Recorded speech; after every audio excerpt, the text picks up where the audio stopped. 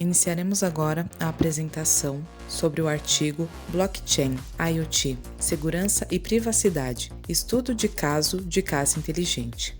O grupo é composto por Fernanda Cristina, José Alves e Natália Peixoto. Introdução: Segurança e privacidade, grandes desafios em IoT. O artigo tratou de assuntos relacionados aos componentes e principais funções da casa inteligente com o uso de blockchain. Como a casa inteligente é equipada com dispositivos e recursos que lidam com comunicações internas e externas, é preciso pensar em formas seguras de controlar e auditar essas comunicações.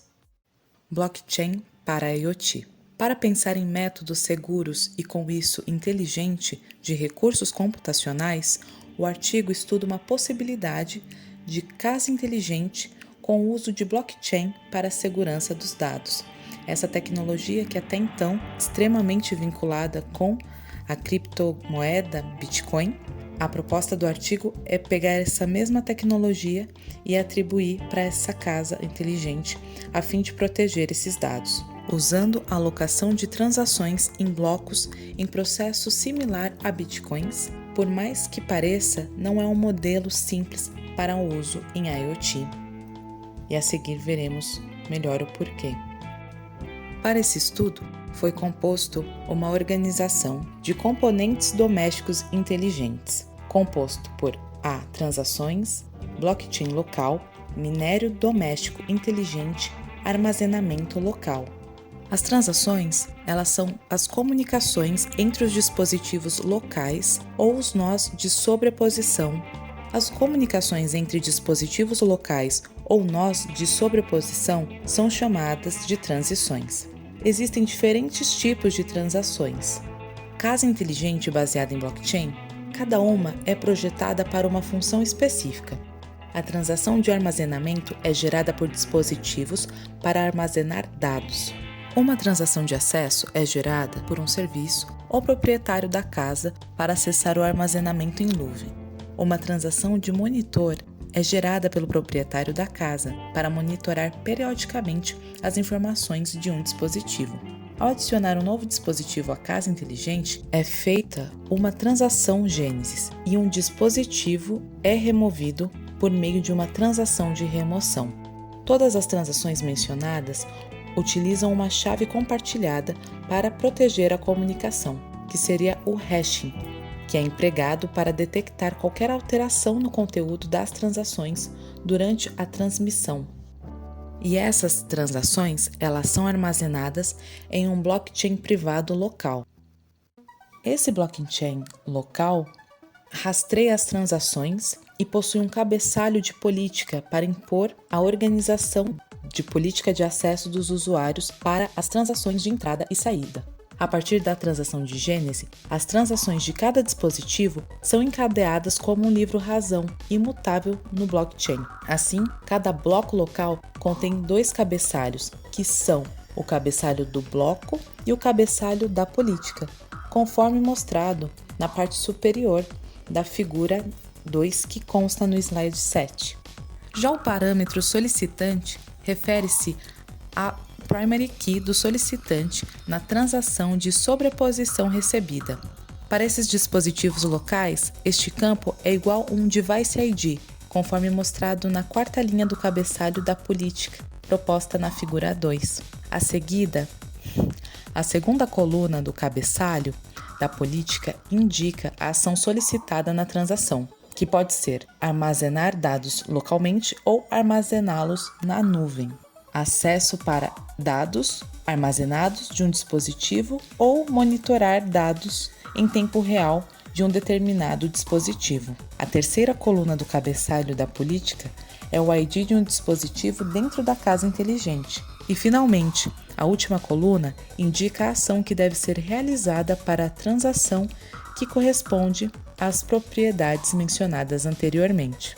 Já o minério doméstico corresponde com a parte de mineração dos dados. Semelhante aos dispositivos de segurança central existentes, o minerador autentica, autoriza e audita as transações. Além disso, o minerador também realiza as seguintes funções: gerar transações de gênese, distribuir e atualizar chaves, alterar a estrutura das transações e formar e gerenciar o cluster.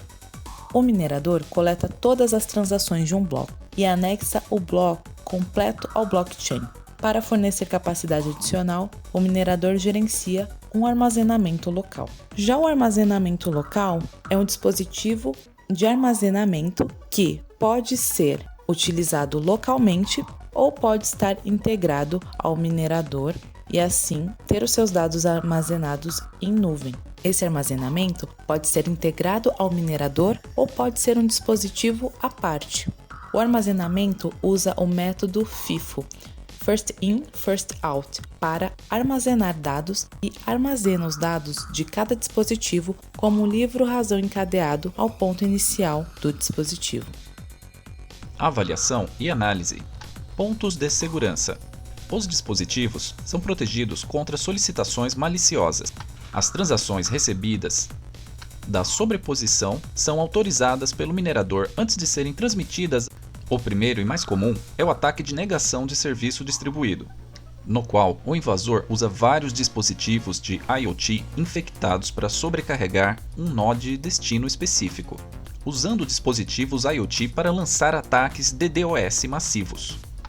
Contudo, o primeiro nível de defesa pode ser atribuído ao fato de que seria impossível para um invasor instalar malwares diretamente em dispositivos domésticos inteligentes, pois dispositivos domésticos inteligentes não são acessíveis diretamente.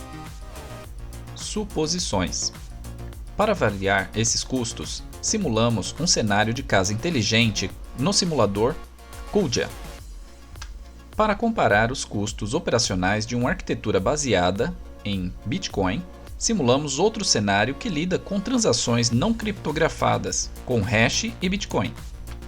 Também foram simulados 3 sensores Z1 Mode, que enviam dados ao vivo para os mineradores domésticos a cada 10 segundos.